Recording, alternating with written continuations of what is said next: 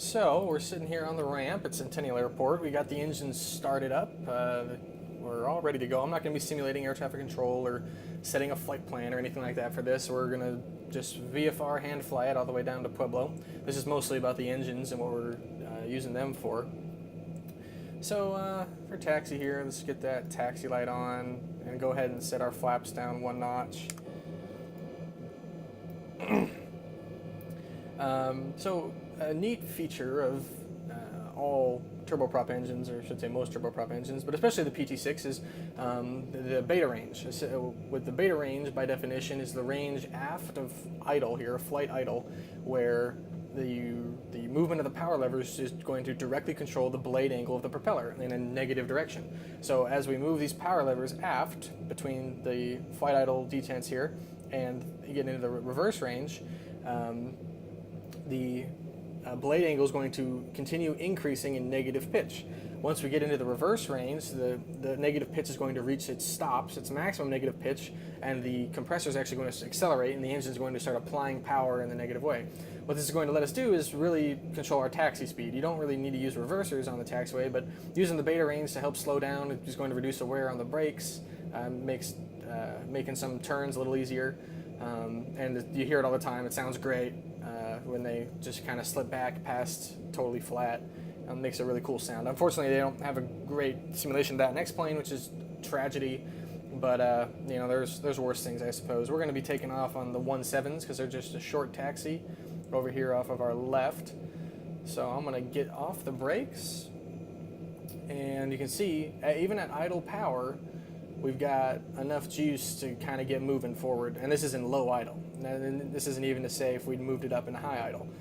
So this is why you kind of sometimes see guys taxiing with the beta range going, because you know it's easier than just kind of sitting here and stamping on the brakes. So you can see as I come down here, I can bring it down into the beta range. Oops, I almost missed that turn. Go right here on alpha. Unfortunately, X-Plane simulates every movement of the tire with a screeching noise. But now that we're kind of on a straight and level here, you can see as I bring the propeller or the power levers aft of that detent, I can control my speed without using the brakes. And you can see I'm not increasing the turbine RPM down here on the bottom right. I'm not actually increasing power to the engines. I'm only directly controlling the blade angle of the propeller, which allows me to control my taxi speed without having to use my brakes. So this takeoff here, we're going to stop here at the hold short line a little bit and kind of discuss what this is going to look like. Nothing too crazy, nothing too alien from what most people would expect for a takeoff.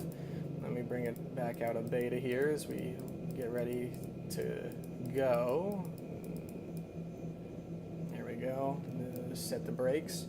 Okay, so we've got the engines out of beta. They're in the idle. What we're going to do is when we roll up onto the runway and verify the runway heading, we're going to bring both of our our condition levers up into high idle, and that's going to get us starting to move pretty well. We're going to set a takeoff torque shy of the red line here. For the you actually have performance charts and tables that would tell you for what altitude and what runway length and how much torque do you need for takeoff, things like that. I don't have that data, so I'm just going to settle on a number I like. We'll just set it around 1250 foot-pounds of torque should do fine. The propellers are going to both come up and stabilize at 2200 RPM. We should be well within our ITT limits. This isn't a hot day. We are at altitude here in Denver, but it's not a very hot day. But that's something we're going to verify. We don't want to be setting power that's going to give us a temperature over the red line. So if, for example, we were on a hot high day and we bring the power levers forward and we see this needle right at the red line limit, that's going to be our takeoff setting. Regardless of where torque is at, we're going to be essentially it's what's called temp limited. Today we're going to be torque limited because we would reach our maximum torque before our maximum temperature. Something we have to consider as we climb, as we increase in altitude, our torque is going to fall off, kind of in a similar fashion to the way manifold pressure falls off. However, our temperature is going to rise as we climb. So for a couple thousand feet, that's not a big deal. We just bring the torque up, our temperature is going to go up, and we're fine. We're good. We're running a little hotter, but that's no problem. We don't sacrifice any torque. At a certain altitude, I believe on this airplane it's close to 17,000 feet, we will actually hit the temp limit. And as we continue to climb, the temperature is going to want to continue increasing, which means as we climb above that specific altitude where the switchover happens, we're going to actually have to bring the power levers back to keep our temperature from overtemping. So we'll be running at that max temperature limit, or say a company temperature limit that's lower, to keep the engine from overheating. And so you'll see as we climb and we have to bring the power back, you lose torque at high altitude. That's another reason why turboprops typically aren't up in the upper 350, 360, above 40,000 feet, really high flight levels, because they're just not as efficient up there. You have the torque so far back and you're running at a high temperature, not to mention the aerodynamics of propellers at that altitude. So nothing. That's really where all you have to do for the actual takeoff here. Once we're at positive rate, we'll suck the gear up, and at 400 feet, we'll come down here and click the yaw damper on right there. We'll bring our propellers back to about 2100 RPM and just verify that we don't over torque. Probably want to bring the torques back to about 1200 RPM, and we'll do that before we set the props. Just like you would in any constant speed propeller aircraft. So obviously no one's coming down, runway's clear. Let's get our landing lights on, taxi lights fine, and the strobes on, and let's go. And we'll release the brakes, and we can taxi out onto the runway.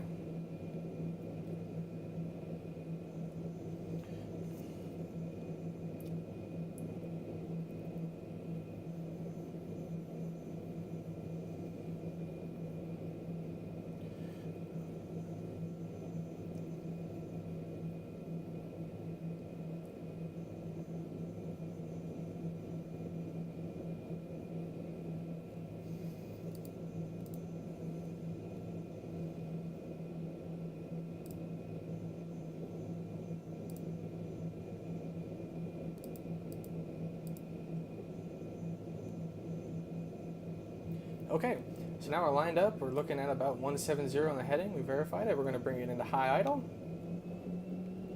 And we're going to slowly bring the power levers up till we get the propellers on the governor.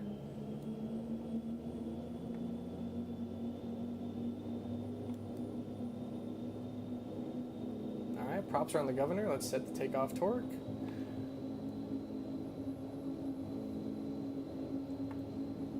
Where ITT is good, we don't have any issues in the temperature. If I can keep the center line here a little rough. All right, and let's climb out, rotate right around 100. I've got positive rate of climb on both. The gear's going to come up, and we'll climb out at VYSE.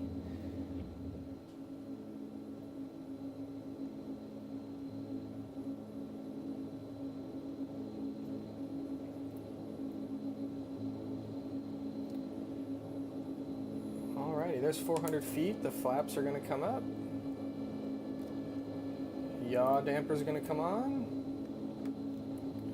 And we're going to bring our props back, our power levers back to around 1150, because as I bring my propellers back here, you can see I'm decreasing to 2100. That torque's going to start to increase.